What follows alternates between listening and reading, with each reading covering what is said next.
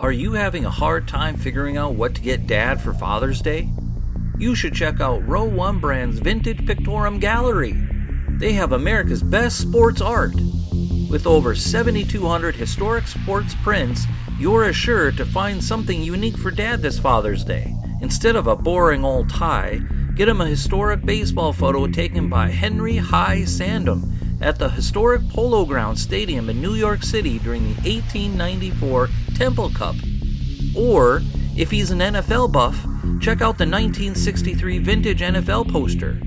These are so good looking that you'll be amazed how they turn out. Shop now at sportshistorynetwork.com/row1 and save 15% off your order. On February 2nd, 2019, it was announced that two cemeteries with 40 newly found mummies dating back more than 2,300 years were found in Tuna El Gabel in Egypt. Although the NFL is not quite as old as these mummies, the league will be kicking off the 100th season on August 1st at the Professional Football Hall of Fame game. And during the same weekend, we will see this year's entrainees inducted to the Hall of Fame. The thing is, these 8 men found out they would be in the 2019 class the same day the 40 mummies were found in a city that was referred to in the Pharaonic era as the Blessing or Flood. But as far as the NFL is concerned, this day is known as Selection Saturday. Welcome to the Football History Dude podcast, where each episode is a journey back in time to learn about the rich history of the NFL. Your host is Arnie Chapman. Football is his passion, and he wants you to come along with him to explore the yesteryear of the gridiron. So hop on board his DeLorean, and let's get this baby up to 88 miles per hour. Great Scott! This time as we step off our DeLorean, the date is February 2nd, 2019, and we're in Hotlanta, Georgia, baby. Today is the day before the Super Bowl. I mean, we all know what ended up happening. The Brady-led Patriots would win another Super Bowl, but we're more concerned what happened the day before the Super Bowl. That is Selection Saturday. You see, every Saturday before the Super Bowl, the final Hall of Famers are selected. They are sitting there in their hotel rooms waiting for what we always now know as the knock from the president and CEO of Hall of Fame, David Baker.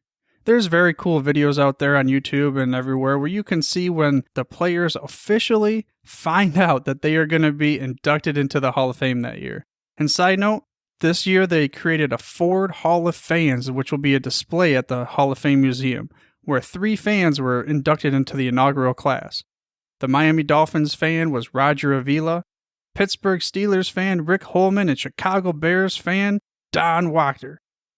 Now, this is going to be something different, and it was pretty cool to see them inducted to the Hall of Fame, too, in a different light, because at the end of the day, let's face it, players, coaches, owners, GMs, and all those kinds of sorts of things, they make the game happen on the field and even off, but without the fans, there is no NFL.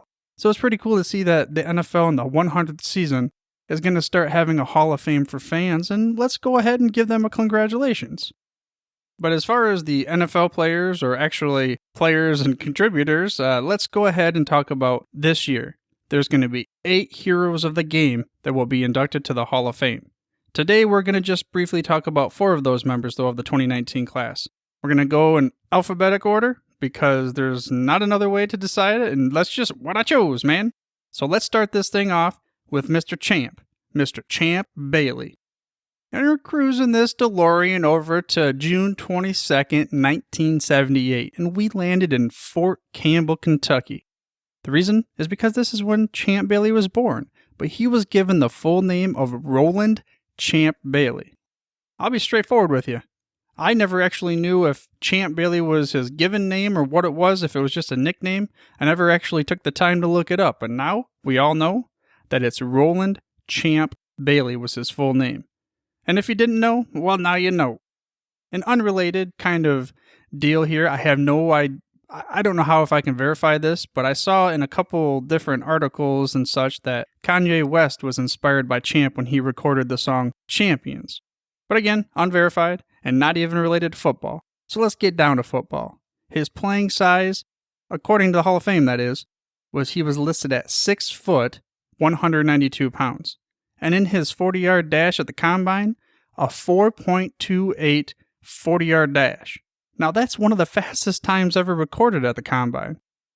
So we knew coming out he was going to be a burner. But really a burner is not necessarily what he was only known for. He was a cornerback, a receiver, and a returner at Georgia. But he's going to make his claim to fame shutting down wide receivers for the rest of his career. But to get to the career, we've got to talk about the draft. How did he get in the NFL? Champ Bailey was drafted by the Washington Redskins 7th overall in the 1999 draft, which, if you look at the 99 draft and the guys that went before him, I mean, there's McNabb, but there were a lot of first round, what I will call busts. The first pick, Tim Couch to the Browns, yeah, that did not work out. McNabb, that did. Keely Smith, nope, didn't work out. We had some sprinkled in there with Edgerrin James and Ricky Williams. Yeah, king's ransom for a dude that likes to smoke dope on the side of the weekends. Let's just say, overall, there were a lot of busts in the 99 draft. Sure, there were some great players, and Torrey Holt's another one that came out. But Mr. Champ Bailey very possibly left the biggest impact coming out of the 99 draft.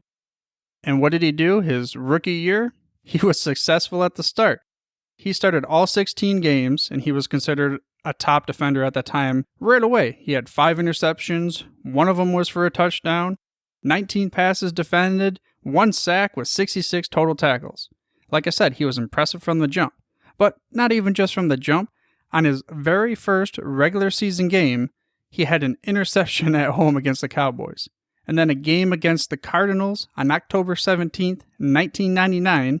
Yes, that's his 5th regular season game ever. He recorded 3 interceptions, including 1 for a touchdown. He was the youngest player to ever have 3 interceptions in a game. With the Redskins, he would have a good, successful career, of course, from 1999 to 2003. But then, one of the biggest trades in NFL history would happen prior to the 2004 season. But let's set up the story here. I saw reports where Bailey had just been offered a 9-year, $55 million deal. That's pretty big at the time. I mean, not anything like it is today, but 9 years, that's a whole lot of years for $55 million. Now, I don't know how much guarantee it was. I didn't look into that and everything, but he turned it down. So the Redskins, they franchise him. Joe Gibbs just announced his return to the franchise. This dude wanted a running back. So, we've got a running back also that had some kind of things going on with not being on the same team possibly. Mr. Clinton Portis of the Denver Broncos. In his first 2 years, he rushed for at least 15 yards. 15? Let's scratch that. 1,500. Yes, his first 2 seasons, he ran for 1,500 yards. But the problem was, he had these off-the-field antics. And the coach, Mike Shanahan, now this did not meet his expectations.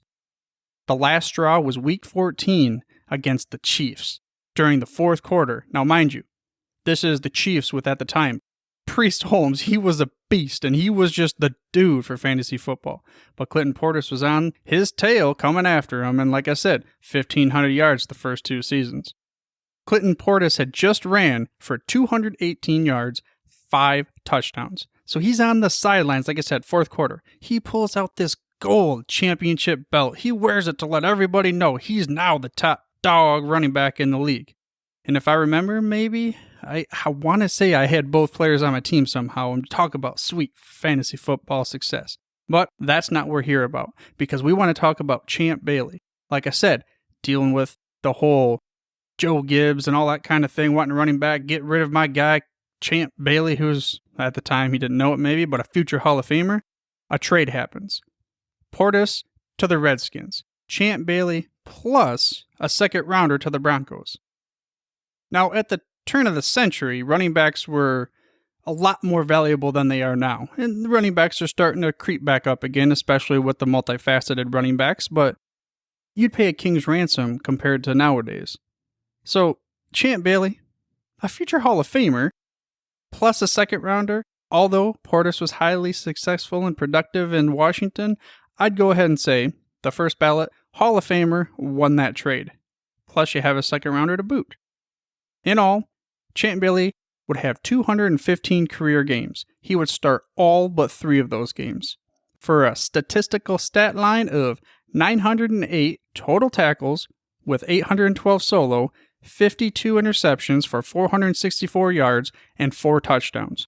3 sacks, 6 fumble recoveries, with a whopping 203 passes defended. But January 14th, 2006.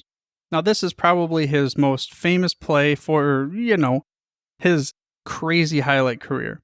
This is a divisional round game against the Patriots. His most famous, again, like I said, well maybe we could say infamous play too.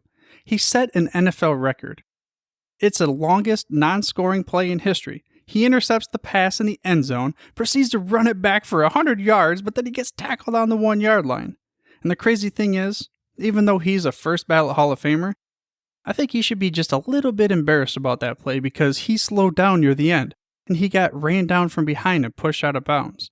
Now, I'll leave a link in the show notes to this and other plays, which, by the way, you can get to the show notes through your podcast player or by heading to thefootballhistorydude.com. Again, that's thefootballhistorydude.com. Also, while you're at it, I ask that you subscribe for free to this show by mashing that little subscribe button on your podcast player of choice. That way you get the hottest, freshest off the press episodes each and every week. But let's get back to the champ. Champ Bailey, that is. For extra credit, this dude had 12 Pro Bowl selections, which were the most by a defensive back in NFL history. He was named to 5 All-Pro teams, selected for the NFL All-Decade Team of the 2000s, and also selected for the Broncos' 50th anniversary team. All of these accolades probably known best for being a professional, a hyper efficient at the job, but you never knew it, because he wasn't one of those showboat type dudes. Darrelle Revis had Revis Island. Richard Sherman probably talks trash in his sleep and still talking trash to the kids running by on the kindergarten playground. Deion Sanders, he was, primetime. That's enough said. Primetime Deion Sanders. But Bailey, he just kept chugging along and becoming one of the best cornerbacks to ever put on a helmet. And to finish, here's what Drew Brees had to say about Champ Bailey when he was in his prime. You just knew every time we're going to go up against this guy, I cannot make a mistake because he will make a play. Bailey's area of field was always considered a no-throw zone, a term reserved for only a few elite cornerbacks. It was just, don't even think about it. It's not worth it, and whereas a lot of other good cover corners have no interest in tackling, he's the exact opposite. He'll come up and hit you. He prides himself on being a good football player, not just a good cover guy. That sets him apart from the rest. And this is what Champ Bailey and many NFL fans, especially Denver Broncos fans, would call a bittersweet transition into another Broncos legend. That's their longtime owner, Pat Bowlen. Now, taking the DeLorean back just a little bit further, we're talking about watching him being born on February 18th, 1944 in Prairie du Chien, Wisconsin. He was a successful lawyer in his lifetime, executive of the family's oil and gas firm, also a real estate mogul. Unfortunately, like I said, a bittersweet, he just passed away a little bit more than a month ago on June 14th after a lengthy fight with Alzheimer's disease. And you never want to see it happen, but it's just kind of a bummer that it would be basically less than 2 months before being inducted to the Professional Football Hall of Fame. Now, like I said, though, he was the owner of the Denver Broncos for quite some time. He purchased the team in 1984, officially named the majority holder on March 23rd, 1984. But let's back that DeLorean up a little bit, because a month earlier, prior to purchasing the Denver Broncos and becoming the majority owner, he finished 135th out of 1,100 entrants in what is called the Ironman Triathlon in Hawaii. And what's that, you ask? Well, I'll tell you what. It's a consecutive 2.4-mile ocean swim, followed by a 112-mile bike ride, and then 26.2-mile run, without stopping. Talk about holy cats, man. Just forget about that. That's not me, brah. I'll stick to, maybe swimming in the ocean for a little bit, just hanging out. I don't know. But that is a lot of tread to put on the body. But that type of fight gives you an idea of what he was like as the owner of the Denver Broncos, one of the most successful franchises in NFL history. And he ended up being a CEO until 2014 when unfortunately he had to step down because of that illness. Now, according to Forbes, he purchased the team for $78 million there back in 1984. And as of last September, the team was valued at $2.7 billion with a B dollars. So you're saying that this dude took them to astronomical success rate as far as profitability. And that goes into saying how he was ultimately one of the most successful owners in sports history. And it wasn't just from the value of the dollar, which ultimately is how you're judged if you want to talk about from the business perspective. But during his tenure, the team had the second highest winning percentage of any NFL team with a little bit over a 60% win rate for 327 wins, 215 losses, and 1 tie. Now, I'm not going to tell you what that 1 tie is. I want you guys all to fight and scrap and see who can be the first one to talk about it. But he also had the third highest winning percentage in professional American sports at that time. And under his time, since '84, 21 winning seasons. So as a Lions fan, you know what I'm saying. I'm like, come on, man, just give me a few. But whatever, let's move on. 13 division titles during his time for 9 conference championships, winning 7 of them to move on to 7 Super Bowls. And of those 7 Super Bowls, they won 3 of them. Again, it's like, Lions fan, hey, what the deal? But I'm not going to sit and crybaby about it. I'm going to talk about everything else because for the Broncos, ever since week 1 of 1970, every game has been sold out. And most of that time was under Pat Bowlen, who included over 400 straight games under his tenure where they would sell out. Bowlen was also the only owner in NFL history with 300 victories in his first 30 years of ownership. So yeah, I'd say that's not a bad feat to have. He was inducted to the Denver Broncos Ring of Fame in 2015, but also he was inducted to the Colorado Sports Hall of Fame. So not just as a Broncos owner, though. I mean, he helped other leagues get started. He helped other teams. He helped the NFL as a whole. He also helped outside the league with charities in his city and all kinds of other sorts of things. As far as, like I said, helping the NFL out, he was a key figure in securing the league's labor and TV contracts, which, as we know, is a lot of money for the league. So that is definitely a very highly responsible role. He was also the co-chair of the NFL Management Council Executive Committee from 2001 to 2011. He had the prestigious honor of being the chair of the NFL Broadcast Committee, which under his leadership, Bowlen was responsible for the NFL's $18 billion TV contract, which was the most lucrative single sport contract in history. Also, former Commissioner Paul Tagliabue pointed out that Bowlen was the only owner during the 80s and 90s to be involved in 4 major areas of the NFL, which were television, labor, stadium development, and international play. So let's just say, like I said, he's not just an owner. He was an advocate for the business of the game, and probably a factor in why under his tenure, the Broncos were number 1 in nationally televised games before the 2018 season at 344 games. He also had a league-high primetime games of 160.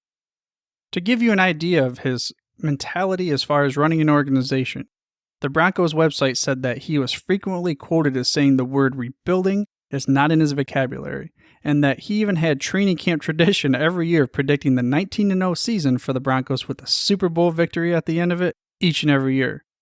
This is one reason why he was typically referred to as the ultimate player's owner, often simply referred to as Mr. B. I'll give you an example. One reason why the players just had such an affinity for this guy. You see, at the end of 2006 season, Darrent Williams was gunned down, just some crazy, stupid story why, I just can't stand it when people just reckless with weapons and stuff like that. But I'll tell you what, this event unfortunately did happen, and Mr. B would help the Denver Police Department find his killer. He also paid for the funeral, and he paid for all of the Broncos organization because it was like a family to go to Fort Worth, Texas for the funeral. And to cap off Pat Bowlen, this was a common quote from Mr. B about how he ran the organization. I want to be number 1 in everything. That's it. Simple yet effective, which helps us transition into another executive, the second contributor for the 2019 class, His name is Gil Brandt, and many of you still see this guy on TV all the time. But let's go back to 1934, March 4th in Milwaukee, Wisconsin. This is when he was born, and he would end up turning into a long-time contributor in the NFL. He started his career with the Dallas Cowboys in 1960, the first year of the Cowboys' existence. He was part of this legendary executive trio that would turn the boys into America's team. Gil Brandt is the vice president of player personnel, Tex Schramm is the general manager, and Tom Landry is head coach. Brandt joins these other two guys in the Hall of Fame this year to complete that trifecta. Overall, he had a 29-year career with the Cowboys. He was fired in 1989 by Jerry Jones when he kind of purchased the team and just cleaned house, but he had a very successful entire career coming up to that. The Cowboys expansion, like I said, 1960. The Pro Football Hall of Fame bio states that he helped turn the team into America's team just 7 years later. Now, from 1966 to 1985, the Cowboys had 20 consecutive winning seasons. Now, that's just not from coaches or players hustling or, any of that kind of stuff. You had to build a team, and Gil Brandt was at the heart of it all. Now, during his time, they also appeared in 5 Super Bowls, winning 2 of them. As far as players drafted, he oversaw 8 Cowboys players that are now in the Hall of Fame. His very first pick ever, which was in 1960, was defensive tackle Bob Lilly. Yep, he's in the Hall of Fame. Now, his final ever first-round draft pick in 1989, he went by a name, you might know this guy, Troy Aikman. Yeah, that guy.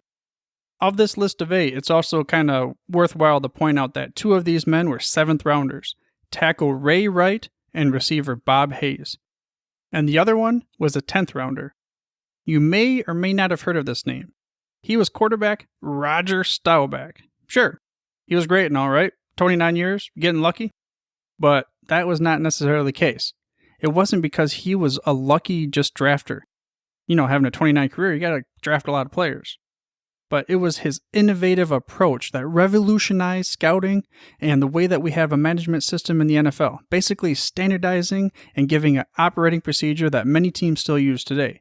He was the first one to use computers for scouting and talent evaluations. He was also the first to use psychological tests to be able to evaluate what's going on between the noggin, between their ears during the games to determine if they would be able to handle the pressure. And, of course, the names come to mind. Roger Staubach, Troy Aikman, oh yeah, sure. Let's just say that worked out. Now, under Gil Brandt's tutelage, the process for evaluating players in the Cowboys organization would ultimately lead to the NFL Scouting Combine. So, yeah, I'd say he made a pretty heavy mark on the NFL. And speak of the NFL, he started working for NFL.com as a historian and player analyst in 1995, and he's still out there churning content. And you can go ahead and look at him and all of his work on NFL.com right now if you want to. I'll leave some links there in the show notes for you. But next, let's get back to the modern players. The modern era players, that is. Gonna go back to February 27th, 1976 in Torrance, California, for the birth of a one Tony Gonzalez. Yeah, this dude turned into a behemoth of a man, with a playing weight listed at 6'5" and 250 pounds. He was the 13th overall draft pick from the University of California in 1997, and he was drafted by the Kansas City Chiefs. Now this guy, he did not have a short career. He would play in the NFL for 17 years and considered one of the greatest, if not the greatest, tight end of all time, depending on who you talk to. He retired as the all-time leader in catches, yards, and touchdowns by a tight end. But he didn't have just this wonderful, great career and it took him a while. He had an impact right away as a rookie, and then also his second season was very good. But his breakout year, though, his third year, even the great Tony G waited for his breakout party in third year, just like we talk about in fantasy football all the time. Well, that year, though, he led the Chiefs in receiving with 76 catches, 849 yards, and 11 touchdowns. This earned him the Pro Bowl nod for the first time, but let's just say he would be there a few more times. He would go to a total of 14 Pro Bowls out of the 17 tries in his career. He was also named the All-Pro for the first time that season, which he would have a total of 7 times in his career. That's pretty good. But the next season at the turn of the century in 2000, it would be even better. He had 93 catches for 1,203 yards and 9 touchdowns. Now, the only season that he had less than 59 receptions was his rookie year, which that's very typical for a tight end. He had more than 80 catches 8 different times, and in 2004, his team leaned on him more than ever. He led the entire league in receptions for 102, and he also surpassed the 1,000-yard barrier. His final career stats are a whopping 1,325 receptions, 15,127 yards for 111 touchdowns. And at the time of his retirement, the receptions, that's second most, and his yards were fifth most. Tony G had the most seasons with at least 50 receptions, which were 16 times, and he also had the most consecutive games with a reception, 211. Now, Larry Fitzgerald probably passes him for receptions this year, but depending on how long Antonio Brown plays, Tony should stay in third place for quite some time, and I'd say his fifth yards is pretty safe for a while too, depending on, again, Mr. 1 Antonio Brown.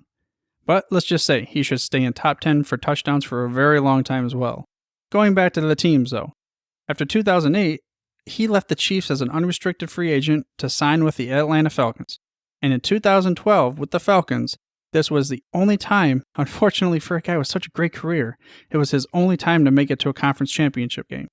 They unfortunately for him lost to the 49ers 28-24, but statistically, he had a very good performance.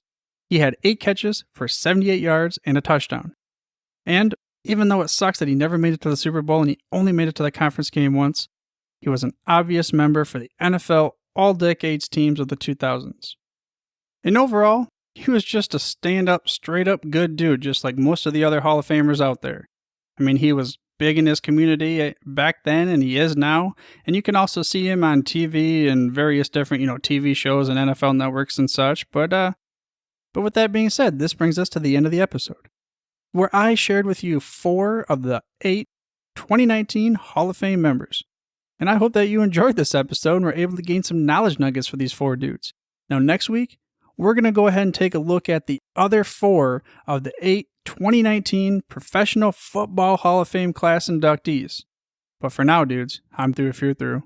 Thank you for listening to this episode of the Football History Dude.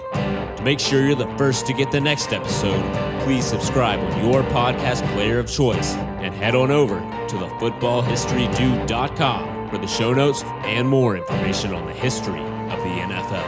And remember, dudes, where we're going, we don't need roads.